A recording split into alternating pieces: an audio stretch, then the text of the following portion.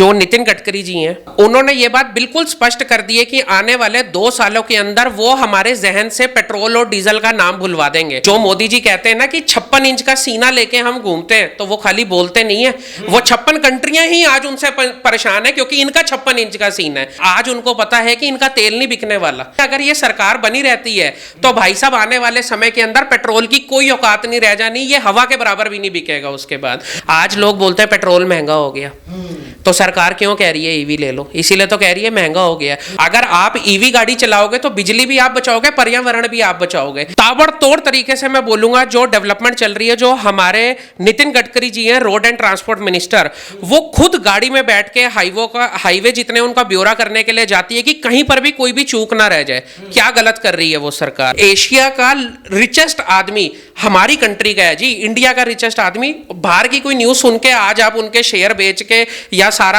काम उनका पोपट कर रहे हो, किस लिए मेरे भाई? आप एक बात बताओ, इन कंपनियों से जितना टैक्स की वसूली होती है उससे बड़े बड़े सरकार के खर्चे पूरे होते हैं। आज आपका सपना आपका नहीं रह गया है, आपका जो सपना है वो सरकार ने ले लिया है। आज आप सपना देखोगे बिजनेस खोलने का, सरकार ने उसको साकार करने का सपना बना दिया है। नमस्कार, मैं प्रभात रंजन मिश्रा, आप देख रहे हैं वो न्यूज़ हिंदी। 9 साल इस मोदी सरकार को हो गए हैं और चुनावी तैयारियों में पार्टीज लग गई हैं। लगातार कैंपेन्स चलाए जा रहे हैं। इन कैंपेन्स में ये बताया जा रहा है कि ये 9 साल बेमिसाल रहे हैं हर एक स्तर पर, चाहे वो डेवलपमेंट की बात हो, चाहे वो इकॉनमी की बात हो, चाहे वो राष्ट्रीय सुरक्षा की बात हो। तो हमने सोचा कि क्यों ना हम आपको कुछ एक्सपर्ट से मिलवाएं जो कि अलग अलग फील्ड के बारे में ज्ञान रखते हों और वो नरेंद्र मोदी सरकार के इन दावों की हकीकत आपके समक्ष प्रस्तुत करें। तो आज मैं मौजूद हूं बादशाह ब्रोकिंग के ऑफिस में। मेरे साथ उनके फाउंडर हैं, इनका नाम सहदेव सहगल है। ब्रोकिंग फर्म में इसलिए आए हैं क्योंकि शेयर मार्केट अगर अच्छा चल रहा हो तो लोग मानते हैं कि देश अच्छा चल रहा है। आज विशेषकर हम बात करेंगे देश में होने वाले डेवलपमेंट्स की और उनसे देश के ऊपर बन रहे प्रभावों की। नमस्कार सर, स्वागत है आपका और बहुत बहुत शुक्रिया, आपने अपना कीमती समय हमें दिया।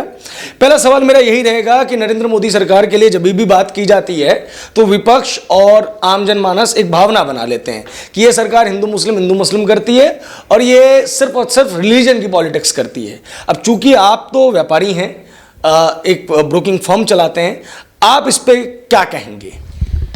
देखो सर, एक घर के अंदर जब 4 लोग होते हैं, आज आप देखोगे तो बचपन के अंदर 2 भाई एक साथ रहते हैं। जब एक भाई बड़े होकर ज्यादा पैसा कमाने लग जाता है ना, तो धीरे धीरे आप देखोगे उनमें फूट पड़नी चालू हो जाती है। ऐसा नहीं है कि वो दोनों सगे भाई नहीं होते हैं, वो सगे भाई होते हैं, लेकिन माँ बाप होते हैं, कुछ एक का फेवर ले लेते हैं तो दूसरे को लगता है कि यार शायद मैं गरीब रह गया हूं। ये जो राजनीति जो चलती है ना, ये हमेशा एक विपक्ष होता है, उसके पास और करने को होगा क्या? आप एक बात बताओ, अगर उन्होंने आपस में ही लड़ाई ना डलवाई तो उनका फायदा होना ही कहां से? आज वो बोलते हैं कि देश तरक्की नहीं कर रहा है, आज वो ये बोलते हैं कि जो भारत है वो अपनी ही चाल चल रहा है। अपनी चाल चल रहा है तो इसमें दिक्कत कौन सी बात है? किसी का गुलाम बन के रहना है क्या? ये बताओ, किसकी गुलामी है? अगर आज हमारी सरकार इलेक्ट्रिक व्हीकल सेगमेंट के लिए काम कर रही है, ताबड़तोड़ तरीके से मैं बोलूंगा जो डेवलपमेंट चल रही है, जो हमारे नितिन गडकरी जी हैं रोड एंड ट्रांसपोर्ट मिनिस्टर, वो खुद गाड़ी में बैठ के हाईवे जितने उनका ब्यौरा करने के लिए जाती है कि कहीं पर भी कोई भी चूक ना रह जाए। क्या गलत कर रही है वो सरकार? अगर उन्होंने खुद बीड़ा उठा लिया है कि जो काम मैं करूंगा वो मैं करके भी दिखाऊंगा कि पूरा हुआ है नहीं हुआ। कई जगह के ऊपर कई किलोमीटर रोड बनाने का जो है इन्होंने रिकॉर्ड कायम किया है कि कम से कम समय में इतने ज्यादा किलोमीटर इन्होंने रोड को पूरा बना के रेडी कर दिया है। क्या गलत किया है? दिल्ली मुंबई जो लोग फ्लाइट से जाते हैं, आज वो फ्लाइट से जाने के अंदर कम से कम 20,000 रुपया खर्च कर देते हैं आने जाने में। अगर उन्होंने ये बिजनेसमैनों के लिए ये काम और एक फैमिली के लिए भी आसान कर दिया है कि आप मुंबई 12 घंटे में पहुंच सकते हो। अगर आज आप फ्लाइट पकड़ने जाओगे तो 2 घंटे तो आपको लगेंगे एयरपोर्ट पहुंचने में, उसके बाद आप 2.5 घंटे की फ्लाइट पकड़ोगे, फिर 2 घंटे अगली जगह होटल पहुंचने में। इससे अच्छा अपने घर से ही 12 घंटे में बंदा मुंबई जाएगा और इंजॉय करता हुआ जाएगा राइड को। देखो क्या डेवलपमेंट डेवलपमेंट है। जो लोग आज बोलते हैं, आज आप सोशल मीडिया पे देखोगे तो अनगिनत आप देखोगे सऊदी कंट्रीज के लोगों का लोग इंटरव्यू ले रहे होते हैं, पॉडकास्ट कर रहे होते हैं, उसमें वो लोग बोलते हैं कि भाई साहब ईवी का फ्यूचर नहीं है, इलेक्ट्रिसिटी प्रोड्यूस करने में इतनी दिक्कत हो जाती है, ये हो जाता है, फलाना ढिमकाना। यहाँ पे थोड़ा सा रोकूंगा, आप बार बार ईवी का जिक्र कर रहे हैं। हमने देखा है कि ईवी के क्षेत्र में जो है एक डेवलपमेंट इस गवर्नमेंट के अंदर नजर आती है। आप इस पूरे सेगमेंट पे प्रभाव डालें कि गवर्नमेंट का क्या आक्रामक रुख रहा है या सॉफ्ट रुख रहा है, क्या ईवी को लेकर उनका विजन क्या है? जो नितिन गडकरी जी हैं, उन्होंने ये बात बिल्कुल स्पष्ट कर दी है कि आने वाले 2 सालों के अंदर वो हमारे जहन से पेट्रोल और डीजल का नाम भुलवा देंगे। आज आप बड़ी बड़ी कंपनियां देख सकते हो, गाड़ियां जो मैन्युफैक्चर करती हैं, उन्होंने डीजल की मैन्युफैक्चरिंग बिल्कुल बंद कर दी है। क्यों करी है? आप एक बात बताओ, उनको गाड़ियों में फायदा नहीं हो रहा होगा क्या? उनको अपना फायदा नहीं, अपनी कंपनी को बड़ा नहीं करना? लेकिन उन कंपनियों को भी ये बात पता है कि जितनी जरूरत आज गाड़ी बनाने की, उससे कई ज्यादा जरूरत है ग्रीन इनिशिएटिव की। मैं आपको अपनी मेडिकल रिपोर्ट दिखा सकता हूं, मैं साइनस का पेशेंट हूं। अगर मेरे को थोड़ी सी भी बाहर पोल्यूशन मेरे नाक के इर्द गिर्द भी पहुंच जाता है तो मेरी तबीयत अनगिनत तरीके से खराब हो जाती है, मैं 4 दिन बीमार रहता हूं।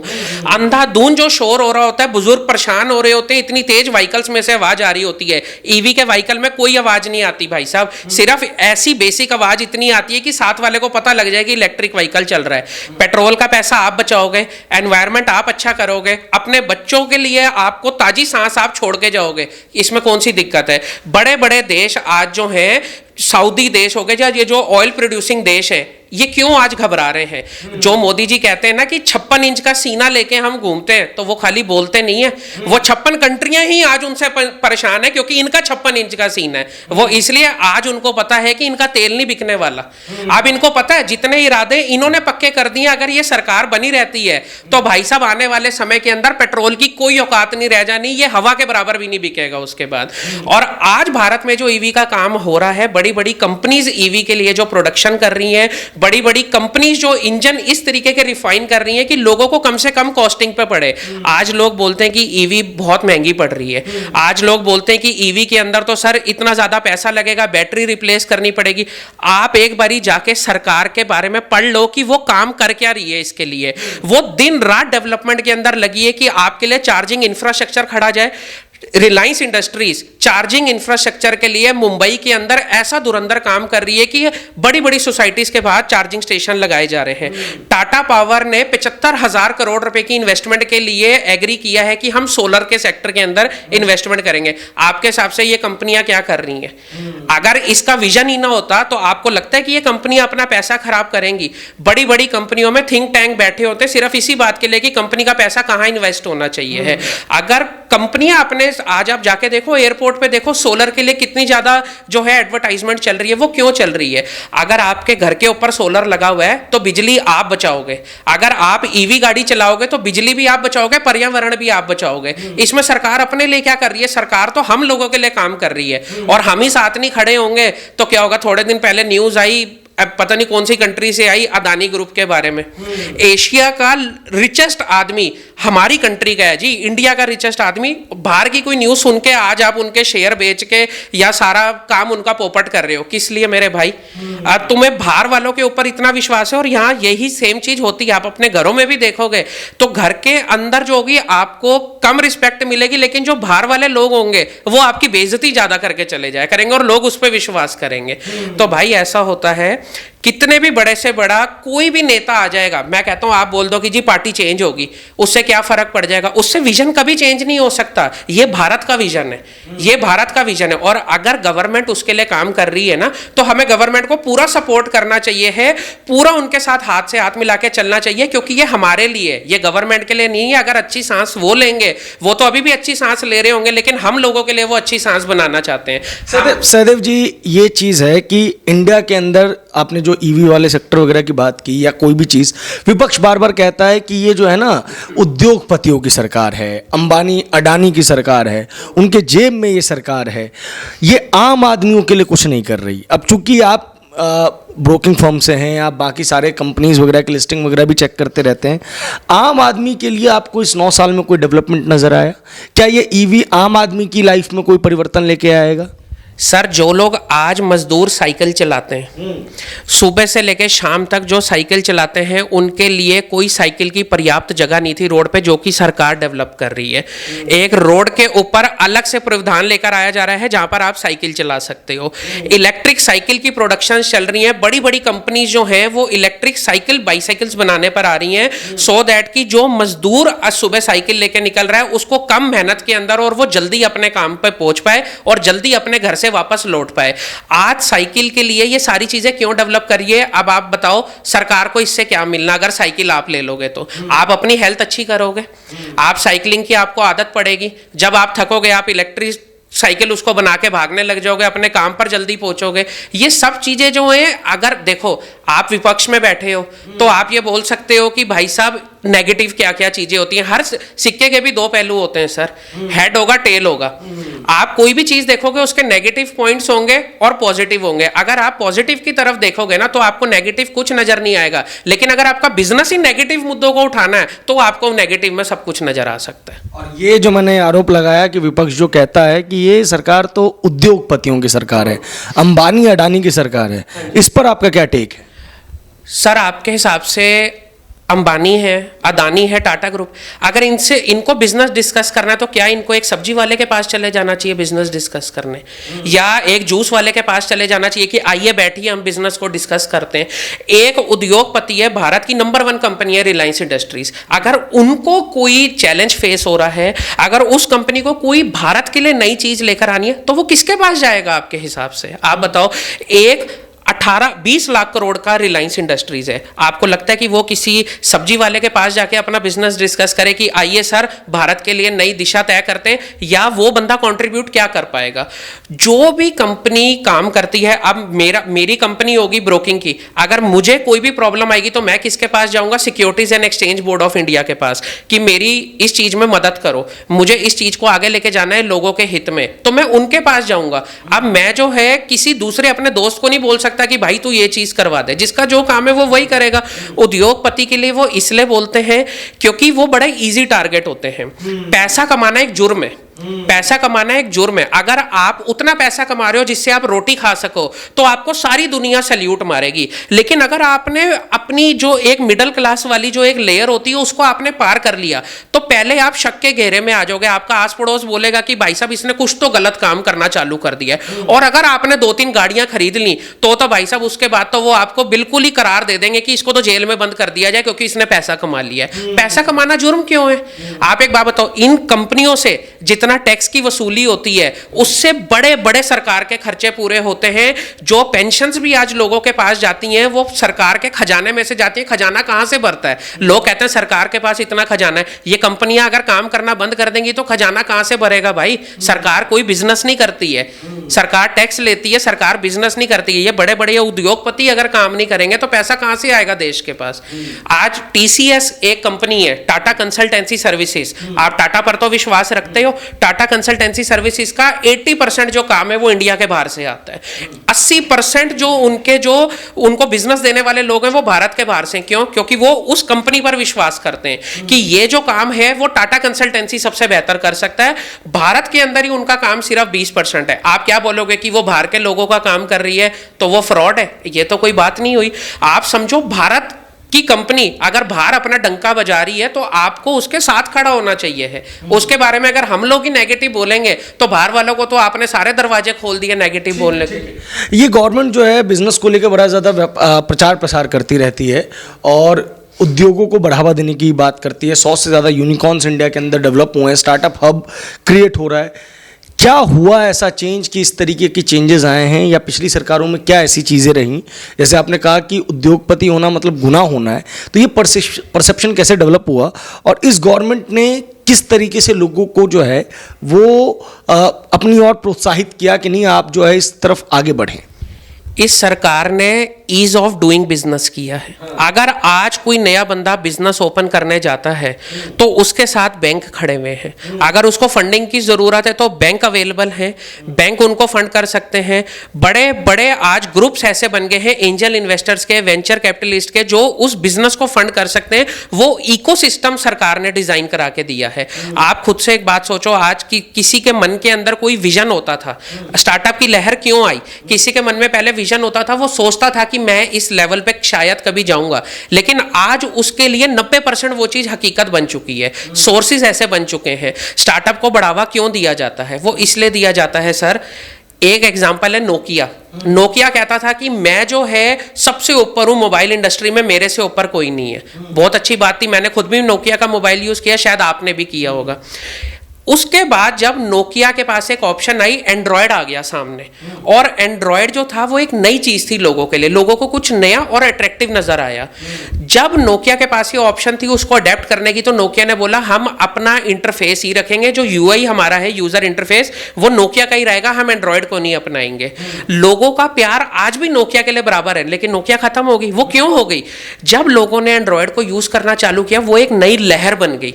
ठीक है, लोगों को नजर आया कि यार ये तो बहुत आसान हो जाती है चीज। तो जब भी बदलाव आता है ना, तो बदलाव आते सार एक इंसान बदलाव लेकर आता है और 1000 इंसान उसके अगेंस्ट में नेगेटिव बोल रहे होते हैं, जो कि आज हो रहा है। लेकिन जब वो चीज सक्सेसफुल हो जाती है ना, आज लोग कहेंगे कि स्टार्टअप बन रहे हैं, लेकिन बंद भी बहुत सारे हो रहे हैं। आप 10 स्टार्टअप देख लो। आज मैं आपको ये बात रिटर्न में लिख के देने के लिए तैयार हूं, आपके चैनल पर भी 10 स्टार्टअप ढूंढ दो, मैं आपको गारंटी देता हूं 9 फेल हुए होंगे, लेकिन जो एक बना होगा ना, वो उनके घाटे से भी कई गुना ऊपर फायदा कमा के बैठा होगा। इसमें क्या बुराई है? अगर आज हम शेयर बाजार की बात करते हैं तो हम लोगों को बोलते हैं कि आप 50 शेयर खरीद लो, उसमें से 40 शेयर जो है आपके नहीं भी चल पाए, लेकिन 10 शेयर भी चल गए तो वो इतनी ताकत रखेंगे, 40 के घाटे को पूरा करके भी आपको कई गुना पैसा कमा के देंगे। सरकार क्या कर रही है? लोगों को प्रोत्साहित कर रही है कि आप अपना माइंडसेट चेंज करो। हर बंदे को राइट है, हर बंदे को हक है ये सोचने का कि मैं बड़ा आदमी बन सकता हूं। आप ये जानते हैं कि जॉब के अंदर एक लिमिटेड इनकम होती है, घर के खर्चे आप रिस्ट्रिक्ट रहते हैं कि हाँ हमने इतने में ही खर्चा करना है। जब पहली तारीख को तनख्वाह आती है ना लोगों के घर में, मिडिल क्लास से हूं और लोअर क्लास से आया हूं, तो मैं आपको ये बात बता रहा हूं, जब हमारे घर में तनख्वाह आती थी ना, तो पहली तारीख को ऐसा लगता था कि शायद हमारे नीचे हवाई जहाज किसी ने दे दिया है, और 5 तारीख के बाद ना ऐसे करके बैठे होते थे घर के अंदर कि भाई हमारी इनकम कहां चली गई है। एक हवाई जहाज जो है ना, वो रनवे पे दौड़ता रहेगा, दौड़ता रहेगा, दौड़ता रहेगा, पता वो कब भागेगा? जब उसके पीछे आग लगती है, तब वो भागना स्टार्ट करता है, तब वो उड़ना स्टार्ट करता है, क्योंकि उसको पता होता है मेरे पास कोई ऑप्शन नहीं है। तो जो स्टार्टअप लोग करते हैं ना, वो अपनी चीज को सेक्रीफाइस करके कर रहे हैं, वो अपनी जॉब को छोड़ के कर रहे हैं। सोचो उनके दिल पे क्या बीतेगी अगर उनकी कंपनी के खिलाफ कोई नेगेटिव चीज होती है। गवर्नमेंट ने इसके लिए कुछ अच्छा इकोसिस्टम रेडी किया है? बिल्कुल किया है, इसमें कोई दो राय नहीं है। आज आप स्टार्टअप स्टार्ट करो और आप जाके रजिस्टर्ड करो एमएसएमई के प्लेटफॉर्म के ऊपर भी। आप देखो अगर आपको मदद नहीं मिलती है तो आज आपका सपना आपका नहीं रह गया है, आपका जो सपना है वो सरकार ने ले लिया है। आज आप सपना देखोगे बिजनेस खोलने का, सरकार ने उसको साकार करने का सपना बना दिया है, और हकीकत बनेगी आगे आने वाले समय में। एक और चीज मुझे बताइए आप, गवर्नमेंट कई चीजों को लेकर बड़ा रिजिड नजर आ रही है। जैसे हम पहले देखते थे कि सामान तो हम इस्तेमाल करते थे, लेकिन made in Korea, made in China, ये सारी चीजें हमें बहुत देखने को मिलती थी। बहुत बड़ी कंपनी है एलन मस्क साहब की, टेस्ला, उनके साथ ईवी को लेकर जो है वो हमने देखा कि विवाद हुआ। ये कहा गया कि भारत में बनाएंगे तब तो ओके है, नहीं तो नहीं बनाएंगे। इसको किस तरीके से आप देखते हैं, क्या चीजें हैं? सर आप एक चीज समझो, कोई भी कंपनी अगर भारत में आना चाहती है और वो ये कहती है कि हम अपनी प्रोडक्शन करेंगे चाइना में या किसी भी कंट्री के अंदर करेंगे, अगर हमारी सरकार ये बोलती है कि आपको भारत में प्रोडक्शन करनी पड़ेगी, वो क्यों बोलती है? कभी इसकी गहराई में जाइए। उन्हें पता है कि अगर हमारे देश में ही प्रोडक्शन होगी तो हमारे देश के मजदूरों को काम मिलेगा, देश के नौजवानों को काम मिलेगा, हर तरीके की प्रोफाइल होती है। अगर एक फैक्ट्री, एक यूनिट बनती है, आज लोग बोलते हैं कि हम लोग चिप्स की मैन्युफैक्चरिंग कर लेंगे जो चाइना से आती है। वेदांता कंपनी है जो फॉक्सकॉन के साथ मिलकर ये जो सेमीकंडक्टर चिप्स है इसकी मैन्युफैक्चरिंग करने जा रही है। सोचो आप उससे कितने लोगों को रोजगार मिलेगा। आज बैटरी कोई कंपनी बनाएगी भारत में आके, या ईवी टेस्ला की ही आप बात करो, अगर भारत में बनाती तो आप सोचो टेस्ला आज कितना बड़ा ग्रुप है। अगर भारत के अंदर टेस्ला आती तो कई लाखों जॉब्स जो है मिल पाती। तो सरकार को लोगों को जॉब्स भी देनी है जो हमारे लोग हैं। आप सोचोगे ये कि सरकार अपने बारे में में सोच रही है। अगर हमने उनसे टाई अप नहीं किया है ना, तो टाई अप अगर हो जाए किसी भी कंपनी के साथ, और ये पूरे देश में संदेश गया है कि भारत में कंपनी लेकर आनी है तो प्रोडक्शन जो होगी वो भारत में होगी। ये मत सोचना कि अब जो 56 इंच का सीना है वो तुम उन लोगों के साथ बैठे हो जिनको सिर्फ चुप रहना आता था। आप समझते होगे जो मैं बताना चाह रहा हूं। बड़ी बड़ी कंपनियां सिर्फ एक ही चीज जानती हैं कि आज अगर हमें भारत में आना है तो हमारे को किसी भी हाल के अंदर प्रोडक्शन यहां करनी पड़ेगी। परसों हमारे प्राइम मिनिस्टर जी ऑस्ट्रेलिया के अंदर गए हैं, आप जाके एक बारी न्यूज चेक कर लेना, कितने लोगों के जो होल्डिंग पड़े हुए थे वीजास वो सारे अप्रूव कर दिए गए। आप क्या समझते हो कि भारत आज कहां पर जाकर खड़ा होता है? एक समय होता था जब भारत ढूंढा करता था कि जितनी भीड़ में ये बड़े बड़े नेता खड़े उनमें हम लोग जाके खड़े हो जाएं, और आज बड़े बड़े नेता ढूंढ रहे होते हैं कि मोदी जी कहां पर है जहां पर हम जाके खड़े हो जाएं। अब इसके अंदर दो ही चीजें हैं जी, जो तो विपक्ष के हैं वो तो कहेंगे कि भाई साहब ये तो बहुत ही नेगेटिव चीज है, वो अकेला आदमी को आपने इतना ऊपर चढ़ा दिया है। मेरे भाई, अगर कोई आदमी बोलता है कि मैं वो चीज को कर सकता हूं और वो करके दिखाता है तो आप उसको क्या बोल सकते हो? आपके पास जब कोई बात ही नहीं रह जाएगी। आप बड़ी बड़ी कंपनियां जो हैं आज इतनी लोगों की जॉब्स जो क्रिएट हो रही हैं और आने वाले समय में होनी है, क्योंकि जैसे जैसे सेक्टर आगे बढ़ेंगे वैसी वैसी इनकी डेवलपमेंट के साथ लोगों की भी डेवलपमेंट होगी। आज लोग बोलते हैं पेट्रोल महंगा हो गया, तो सरकार क्यों कह रही है ईवी ले लो? इसीलिए तो कह रही है महंगा हो गया। जो ऑयल प्रोड्यूसिंग कंट्रीज हैं उनका क्या है? उनको पता है कि जिस दिन ईवी आई उस दिन हमारा तो भट्ठा बैठ गया। भारत एक बहुत बड़ी मार्केट है, बहुत बड़ी मार्केट है पेट्रोलियम प्रोडक्ट्स के लिए।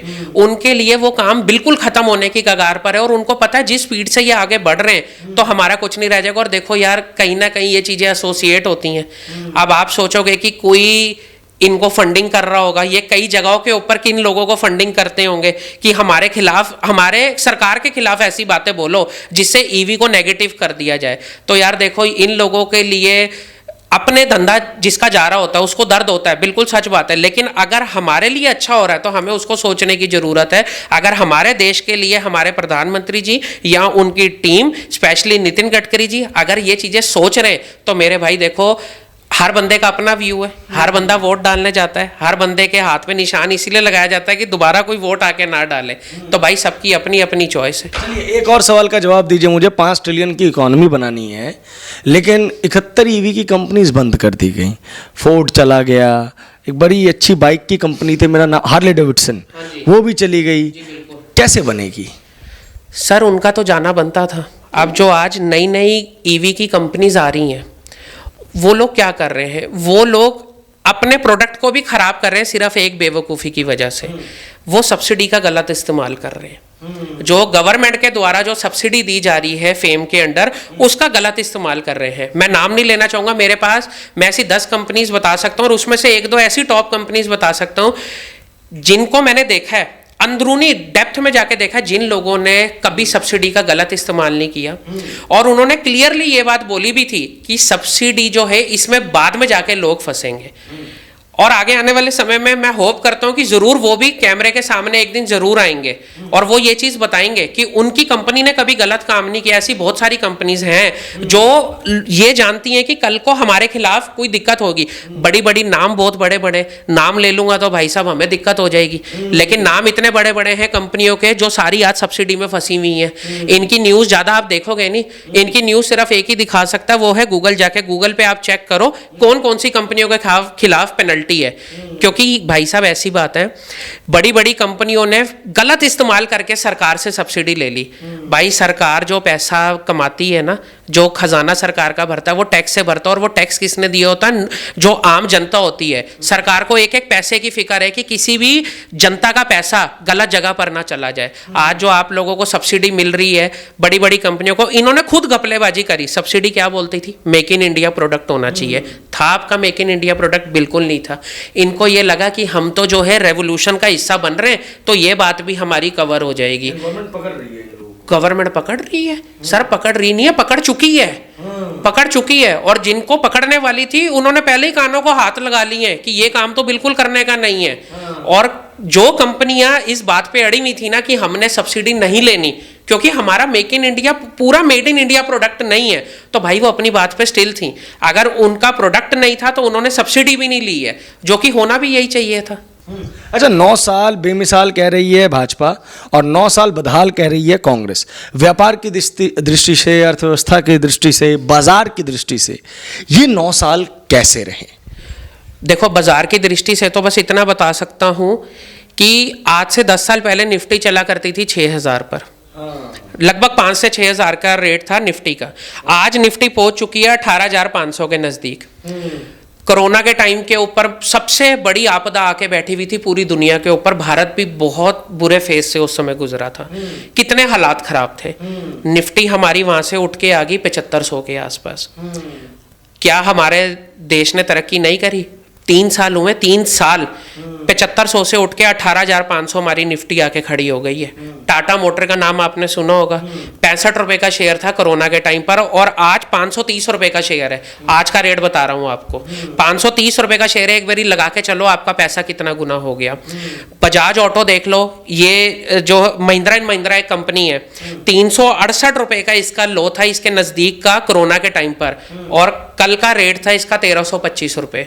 6 गुना 5 गुना होगी कंपनी। क्या आपको लगता है कि तरक्की नहीं करी भारत ने? अगर आप खाली निफ्टी को ही देख लोगे ना तो भी आपको अंदाजा हो जाएगा कि भारत किस दिशा के अंदर मूव करता जा रहा है। आज बड़े बड़े एफआईआई भारत में आना चाहते हैं, पैसा लगाना चाहते हैं, लेकिन भारत का जो रिटेल इन्वेस्टर है आज वो बिल्कुल अपनी आंखें खोल के बैठा है कि मैं भी इन्वेस्ट करूंगा। और आप निर्मला सीतारमण जी का बयान सुन सकते हैं, जो हमारी फाइनेंस मिनिस्टर हैं।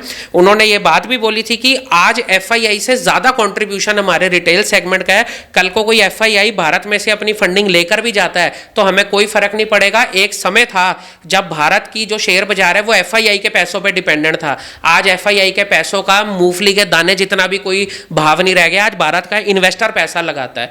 और जिस लेवल से हम लोग अपने ऑडियंस के साथ कनेक्ट करके रहते हैं तो हम हमेशा लोगों को ये सलाह देते हैं कि लॉन्ग टर्म के अंदर अपना फोकस रखो, क्योंकि ये जो एफआईआईज होते हैं इन लोगों का फोकस क्या रहता है कि लोग ज्यादा से ज्यादा ट्रेडिंग करें। एक का लॉस है तो दूसरे का फायदा है। इनको लगता था कि हम बाजार नीचे गिराएंगे तो सारे लोग बेचने आ जाएंगे, हाहाकार मच जाएगा। तो इन्होंने बहुत कोशिश करी। उसके बाद इन्होंने खुद के कान पकड़ लिए कि भैया अब रिटेल क्लाइंट जो है वो इतना ज्यादा समझदार है, वो बेचने ही नहीं वाला। बहुत बहुत शुक्रिया, बहुत बहुत धन्यवाद अपना कीमती समय हमें देने के लिए।